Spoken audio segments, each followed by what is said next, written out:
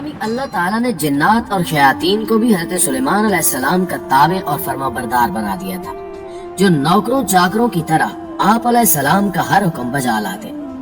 وہ آپ علیہ السلام کے لیے سمندر کی تہ سے قیمتی موتی اور ہیرے جواہرات نکال لاتے۔ حضرت سلیمان علیہ السلام کو بڑی اور خوبصورت عمارتیں بنانے کا شوق تھا، چنانچہ وہ آپ علیہ السلام کے حکم پر شاندار عمارتیں بناتے۔ اگر ان میں سے کوئی سرکشی کرتا تو حضرت سلیمان علیہ السلام اسے سزا دیتے اور زنجیروں میں جکڑ دیتے۔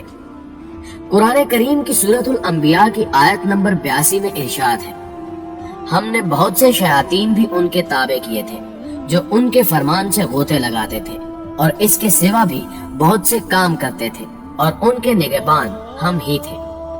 ناظرین گرامی، ان جنوں میں بھی دو طرح کے جنات تھے۔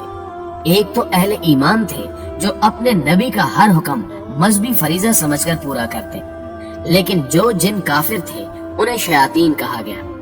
وہ کفر اور سرکشی کے باوجود حضرت سلیمان علیہ السلام کے تابع فرمان تو رہتے، لیکن ان سے نقصان کا بھی اندیشہ تھا، اس لیے اللہ تعالیٰ نے ان کی حفاظت فرمائی۔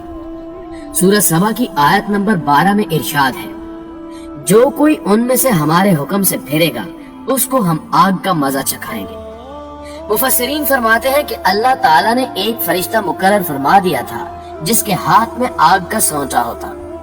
جو جن حضرت سلیمان علیہ السلام کے حکم سے سرتابی کرتا، فرشتہ اسے سونچا مارتا جس سے وہ جل کر بھسم ہو جاتا۔ معزز ناظرین گرامی، حضرت سلیمان علیہ السلام کے پاس ایک انگوٹھی تھی جس پر اللہ کا نام کندہ تھا۔ جب آپ علیہ السلام غسل خانے جاتے تو وہ انگوٹھی اپنی بیوی یا بعض روایات کے مطابق اپنی خادمہ کی حفاظت میں دے جاتے۔ ایک روز آپ علیہ السلام غسل کے لیے تشریف لے گئے تو صخرہ نام کا شیطان جو آپ کا بہت مخالف تھا، وہ آپ کی شکل میں آیا اور آپ کی بیوی سے انگوٹھی لے لی۔ انگوٹھی کا آپ سے جدا ہونا تھا کہ تخت و تاج اور سلطنت سبھی کچھ آپ کے ہاتھ سے جاتا رہا، سب چیزوں پر شیطان کا قبضہ ہو گیا۔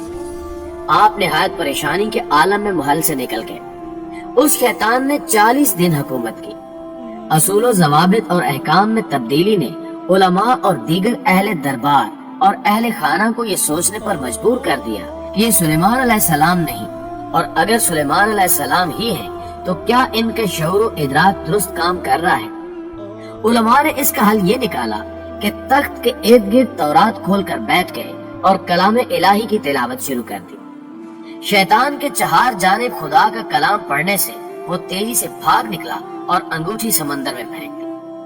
ادھر سلیمان علیہ السلام چلتے چلتے مچھیروں کی بستی کی طرف جا نکلے اور مچھیرے کے ہاں ملازمت کر لی۔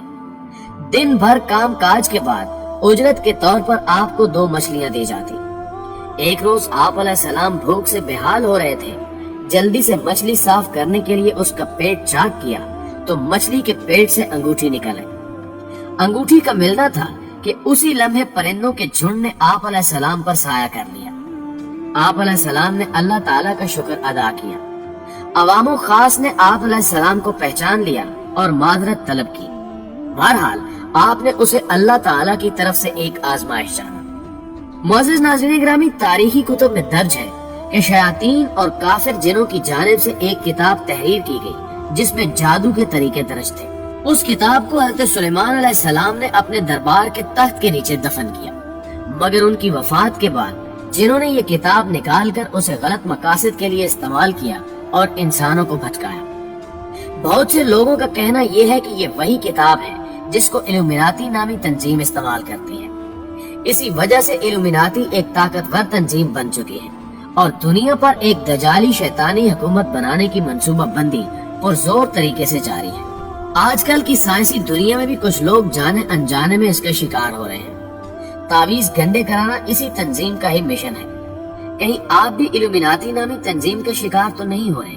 سوچئے، سمجھیے اور فیصلہ کیجیے۔ اللہ سب کی حفاظت فرمائے۔